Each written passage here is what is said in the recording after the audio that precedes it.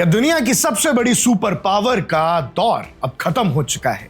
क्या ईरान ने वॉशिंगटन के उस घमंड को तोड़ दिया जिसके दम पर अमेरिका पिछले 8 दशकों से पूरी दुनिया पर हुकूमत करने का दावा करता था?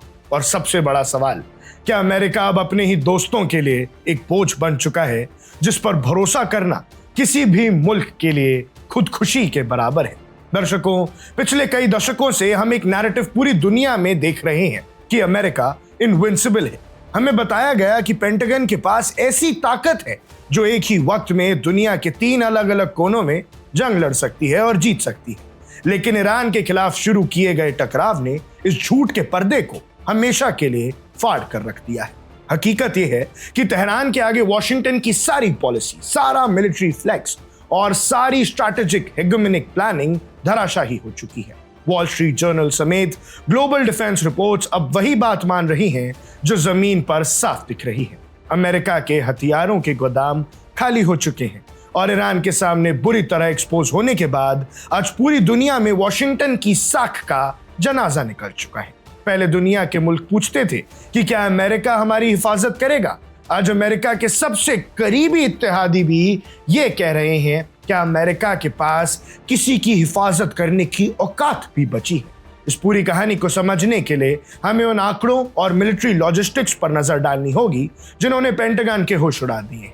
ईरान के बैलिस्टिक मिसाइल्स, हाइपरसोनिक कैपेबिलिटीज और ड्रोन स्वॉर्म्स के आगे अमेरिका का कॉस्टली मिसाइल डिफेंस नेटवर्क पूरी तरह से एग्जॉस्ट हो गया। रिपोर्ट्स के मुताबिक अमेरिका ने अपने प्री वॉर इन्वेंट्री का लगभग 50% पेट्रियट और थार इंटरसेप्टर स्टॉक इस टकराव में झोंक दिया है। उनकी 1/3 से ज्यादा टॉमाहॉक क्रूज मिसाइल्स और JASSM long range strike systems खत्म हो चुके हैं। एक वक्त पर लगभग लहमदूद माने जाने वाला पेट्रियट इंटरसेप्टर की इन्वेंट्री अब सिमटकर महज 800 मिसाइल्स के पास रह गई है। और डिफेंस प्रोडक्शन की ग्राउंड रियलिटी ये है कि इन स्टॉक पाइल्स को दोबारा भरने में अमेरिका को अभी सालों लग जाएंगे। ईरान ने साबित कर दिया कि महंगे डिफेंस सिस्टम से सस्ते और इफेक्टिव मिलिट्री डॉक्ट्रीन को हमेशा के लिए नहीं दबाया जा सकता है। नतीजा ये हुआ कि सुपर पावर होने का जो दबदबा था वो तेहरानी रेत में मिल गया। इस जिल्लत का असर अब सिर्फ मिडिल ईस्ट तक महदूद नहीं है, इसकी गूंज वॉशिंगटन के हर एलाइड कैंप में सुनाई दे रही है।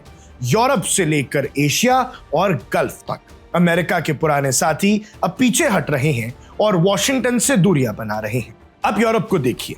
यूरोप को सालों से यह सपना दिखाया गया था कि अमेरिकन सिक्योरिटी अम्ब्रेला उन्हें हर मुश्किल से बचा लेगा। लेकिन जब ईरान ने अमेरिका की कमजोरियां उजागर की तो यूरोपियन कैपिटल्स में भी सन्नाटा छा गया। वो देख रहे हैं कि जो देश एक जगह पर अपनी इन्वेंट्री नहीं संभाल पाया, एक जंग नहीं जीत पाया, वो उनकी क्या हिफाजत करेगा। एशिया पैसिफिक की तरफ देखिए। ईरान के साथ टकराव के दौरान वॉशिंगटन इतना बौखला गया था कि उसने एशिया से critical military assets, missile defence units और पूरा एक aircraft carrier battle group shift करके वेस्ट एशिया भेज दिया था। अब एशिया के तमाम एलाइज के लिए यह एक बहुत बड़ा वेकअप कॉल था। अगर कल वहां कोई बड़ा संकट खड़ा होता है, स्पेशली चाइना का, तो अमेरिका के पास ना तो हथियार हैं और ना ही दूसरा फ्रंट खोलने की क्षमता। बीजिंग ये सब बेहद गौर से देख रहा है और वॉशिंगटन के दोस्तों को समझ आ चुका है कि उनकी सिक्योरिटी प्रोवाइडर अब खुद ICU में है। और गल्फ कंट्रीज का आलम तो ये है कि जो मुल्क अमेरिका की प्रोटेक्शन एग्रीमेंट्स पर आंख बंद करके चलते थे, वो अब अपने ऑप्शंस डाइवर्सिफाई कर रहे हैं। उन्हें साफ दिख रहा है कि अमेरिका उन्हें तबाह तो करवा सकता है, लेकिन उन्हें डिफेंड करने के लिए उसके पास इंटरसेप्टर्स ही नहीं बचे हैं। व्हाइट हाउस और पेंटागन भले ही मीडिया के सामने ये दावा करता रहे कि उनके पास हर स्ट्रैटेजिक गोल के लिए काफी हथियार हैं और शॉर्टेजेस की खबरें गलत है, लेकिन डिप्लोमेटिक कॉरिडोर्स में कोई उनके इस बयान को सीरियसली ले नहीं रहा है और ट्रंप की बात को तो वैसे भी कोई नहीं मानता है।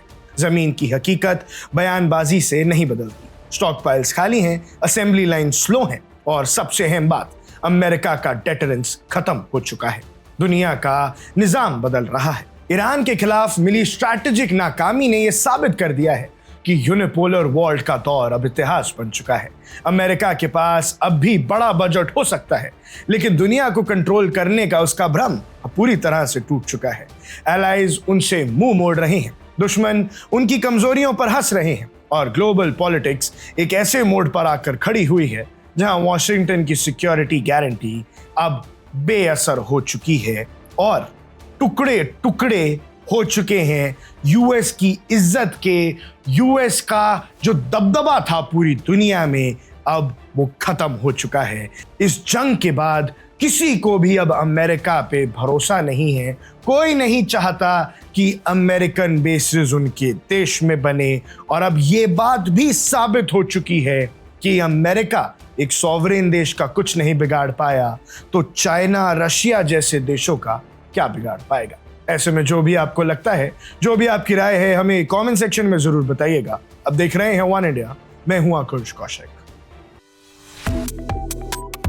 Subscribe to One India and never miss an update.